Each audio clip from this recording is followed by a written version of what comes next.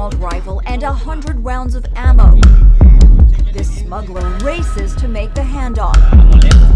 Suddenly, several men jump from the back, making a break for the next car, hoping to outrun the law.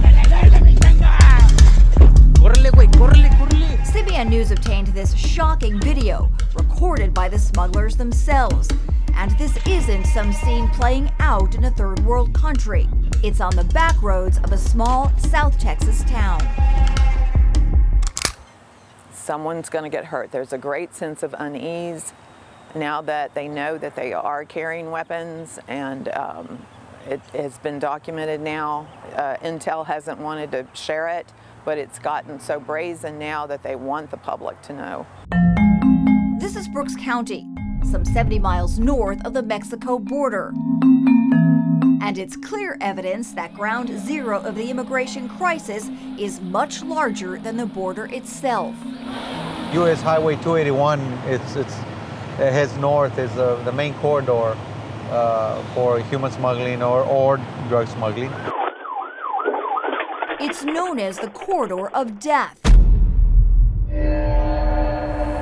And we see why within minutes of our arrival in Falfurrias. We are going to the very south end of the county, on 281. Deputy Don White responding after another body turns up deep in South Texas brush country. One of dozens found in the past few months. We can see the prints. The footprints pointing in the direction of remains, decomposing under the hot Texas sun, not far from the beaten path.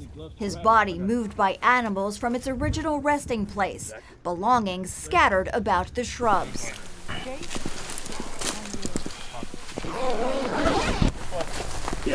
Deputy White says it looks like he died a month ago, likely left behind by his group. F-13, time of death, 3 o'clock even.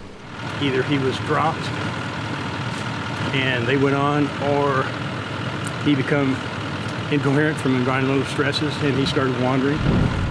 In our south, hundreds of thousands of women and children continue to surrender to agents after being dropped off at the river's edge by so-called coyotes hired to smuggle them into the U.S.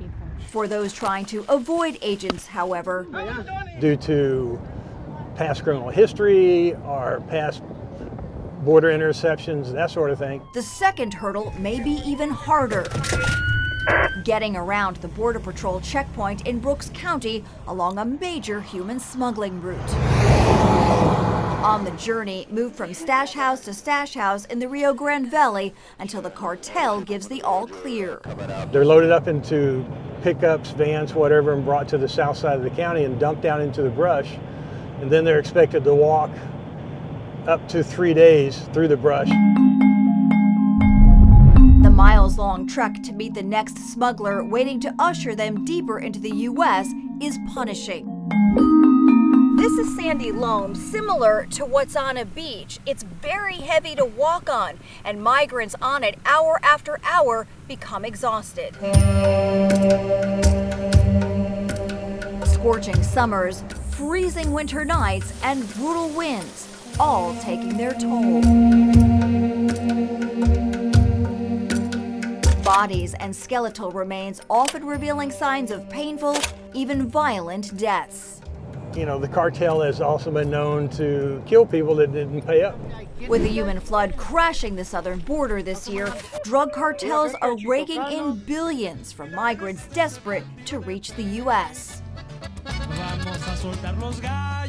Some with bad intent.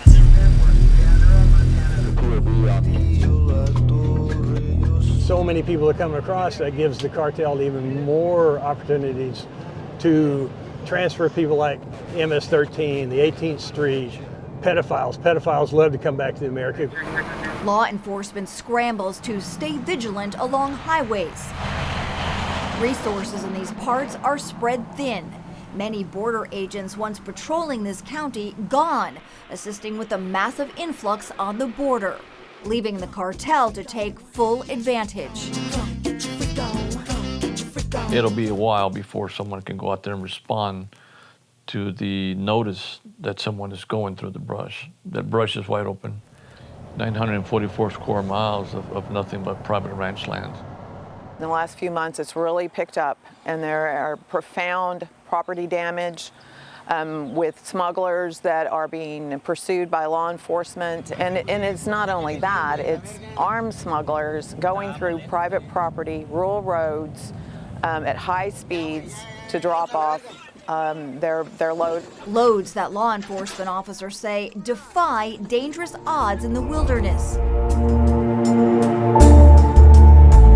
and are fanning out in greater numbers across America.